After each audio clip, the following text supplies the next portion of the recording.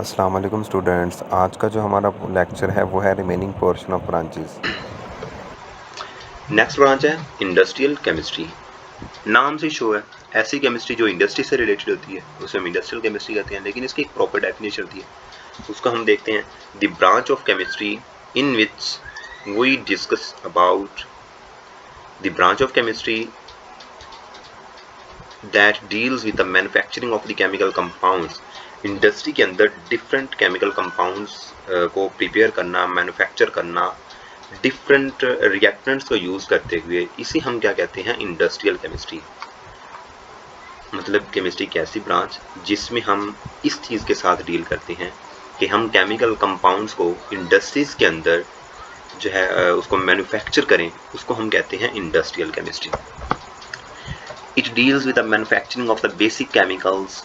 Basic chemicals का मतलब क्या होता है कि उसमें ऑक्सीजन, ऐसे केमिकल्स है जिसमें एक जनरल एलिमेंट्स मौजूद होते हैं, जैसे कि oxygen, chlorine, ammonia, caustic soda, nitric acid, sulphuric acid. इन तमाम कंपाउंड्स की भी जो होती है सेपरेट आप इंडस्ट्री के बारे में जो है वो भी BS लेवल में जाके पढ़ेंगे।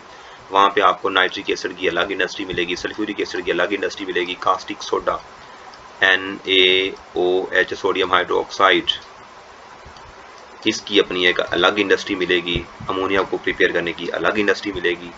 हर एक को प्रिपेयर करने की एक अपनी इंडस्ट्री मिलेगी, सेपरेट इंडस्ट्री मिलेगी। आप उसमें डिफरेंट जो है वो उनके उसके अंदर होने वाले जितने भी रिएक्शंस होते हैं, जितने भी प्रोसेसेस होते हैं, उसको डिटेल्स के साथ डिस्कस करेंगे। ओके, इंडस्ट्रियल केमिस्ट्री के बाद these chemicals provide the raw materials for many other industries. मतलब यही जो केमिकल्स हमने ऊपर पढ़े हैं, oxygen, chlorine, ammonia, caustic soda, यही जो होते हैं ये हमें as a raw material use करके हम हर कंपाउंड्स को भी बना सकते हैं, कॉम्प्लिकेटेड कंपाउंड्स को भी बना सकते हैं इंडस्ट्रीज़ के अंदर। जैसा कि हमारे पास है फर्टिलाइजर्स जो हम फसलों के अंदर जो खादें वगैरह, स्प्रे वगैरह यूज़ करते हैं, इन्हीं कंपाउंड्स को ही, बेसिक कंपाउंड्स को यूज़ करते हुए हम आगे फर्टिलाइजर्स बनाते हैं। जैसा कि DAP डाई अमोनियम फास्फेट होती है हमारे पास, उसके अंदर हम अमोनिया का यूज़ करते हैं। उसके अलावा जो होती है हमारे पास यूरिया होती है, यूरिया के अंदर यूरिया बजाते खुद एक केमिकल है जिसे हम जो वो पेस्टिसाइड्स के लिए यूज़ करते हैं। और दूसरी भी जो फील्ड्स के अंदर यूज़ होने वाली जो दूसरी फर्टिलाइजर्स भी होती हैं, उसके अंदर भी अमोनिया, क्लोरीन वगैरह को यूज़ किया जाता है। नेक्स्ट, सूप इंडस्ट्रीज़ के अंदर ये साबुन वगैरह बनाने की इंडस्ट्री में जो है वो हम इन कंपाउंड्स को जो है वो बहुत ज़्यादा यूज़ करते हैं। कास्टिक सोडा, सोडियम हाइड्रोक्साइड वगैरह, और उसके अलावा पोटाशियम, मैग्नीशियम वगैरह को भी जो है हम सूप इंडस्ट्री के अंदर यूज़ करते हैं। टेक्सटाइल इंडस्ट्रीज़ के अंदर इन एलिमेंट्स को यूज़ किया जाता है। एग्रीकल्चर प्रोडक्ट्स के अंदर भी इनको यूज़ किया जाता है। जैसे हम ऊपर फर्टिलाइज़र को पढ़ चुके हैं, एग्रीकल्चर प्रोडक्ट्स बेसिकली वही होते हैं, उनके अंदर इन चीज़ों को जो है वो बेसिक कंपाउंड्स को जो है वो यूज़ किया जाता है। पेंट्स एंड पेपर्स, ये भी आप आगे चल करना है। पेंट्स और पेपर की जो है ये अपनी एक इंडस्ट्री होती है सेपरेट, इसको हम डिस्कस करेंगे कम्प्लीटली। नेक्स्ट अगर हम बात करें न्यूक्लियर केमिस्ट्री क्या होती है। न्यूक्लियर केमिस्ट्री जैसा कि नाम से शो हो रहा है, न्यूक्लियर केमिस्ट्री, न्यूक्लियर मतलब एक्सप्लोसिव टाइप की चीज़ है।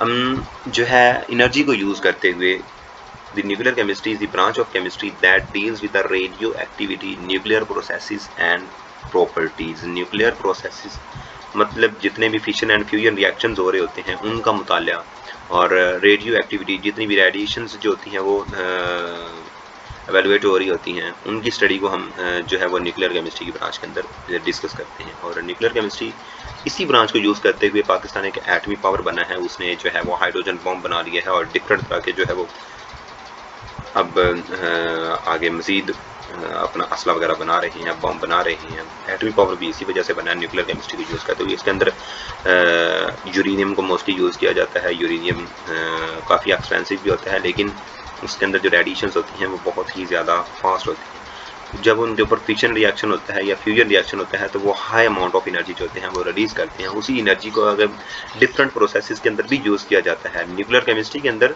हम रॉकेट्स वगैरह के अंदर भी न्यूक्लियर केमिस्ट्री का जो है वो स्कोप काफ़ी ज़्यादा है। रॉकेट्स बनाते हैं। उसके अलावा thermal power station, sorry, electricity generation के लिए भी न्यूक्लियर एनर्जी को यूज़ किया जाता है। जैसे हम बात कर लें इस चीज़ की, क्या उसे कहते हैं, न्यूक्लियर केमिस्ट्री जैसा कि फिशन रिएक्शन हुआ, उसमें से एनर्जी प्रोड्यूस हुई, जो एनर्जी हमारे पास आई उस एनर्जी को हम क्या करते हैं कि आगे यूज़ करते हैं फर्दर टरबाइन स्टीम के लिए। एनर्जी हमारे पास आई, उसको हमने आगे किस चीज़ के लिए यूज़ किया, स्टीम के लिए।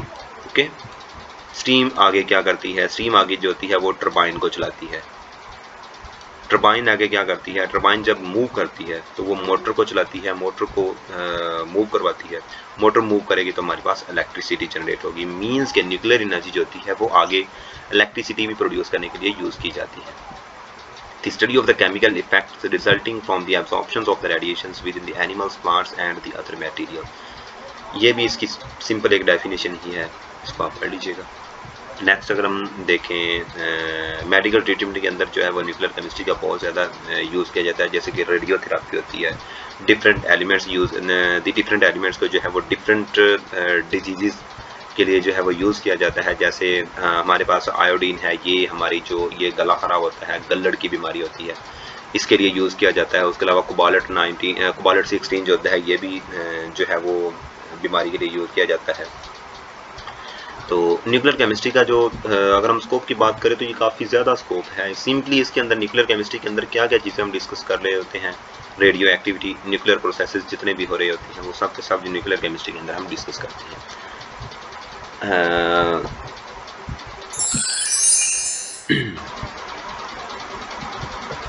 नेक्स्ट हम बात करें इन्वायरमेंटल केमिस्ट्री। इन्वायरमेंटल केमिस्ट्री जैसा कि नाम से शो हो रहा है कि ऐसी केमिस्ट्री जो इन्वायरमेंट से रिलेटेड है।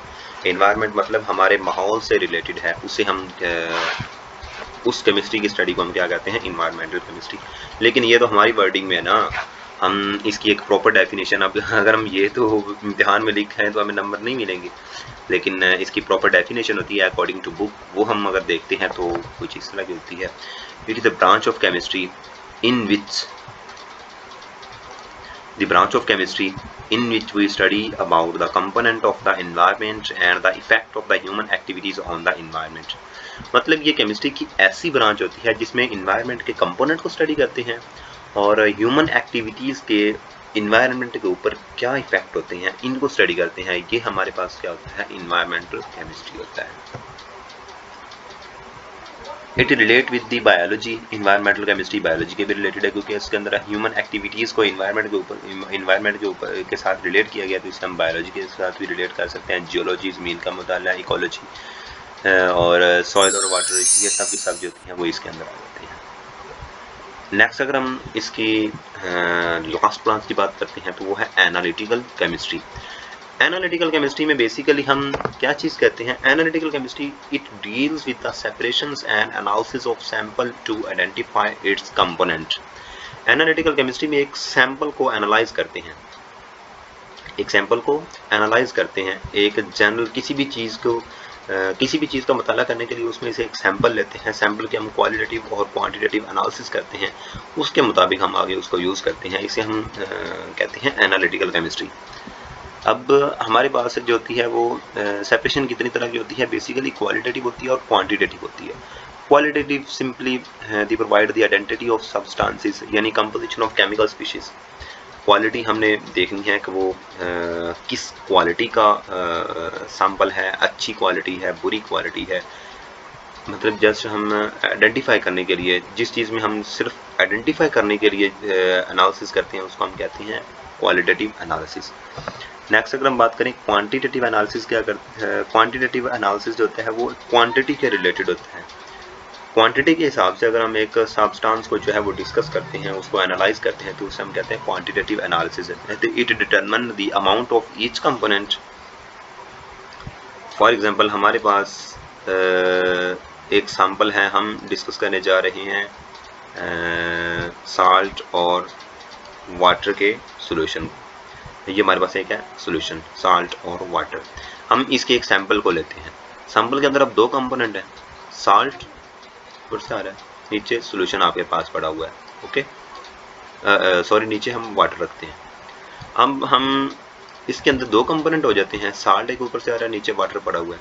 तो हम इनकी अलग अलग अब कंपोजिशन को डिस्कस करेंगे, अलग अलग इनकी जो है वो स्ट्रक्चर को, कंपोजिशन को क्वालिटी को क्वांटिटी को डिस्कस करेंगे, कितनी क्वांटिटी में साल्ट आया, कितनी क्वांटिटी में नीचे वाटर पड़ा हुआ है। इसको हम क्या कहते हैं, क्वांटिटेटिव एनालिसिस। मतलब कि कंपोनेंट मतलब कि एक अमाउंट के हिसाब से किसी भी सैंपल को एनालाइज करना, उसको हम कहते हैं क्वांटिटेटिव एनालिसिस।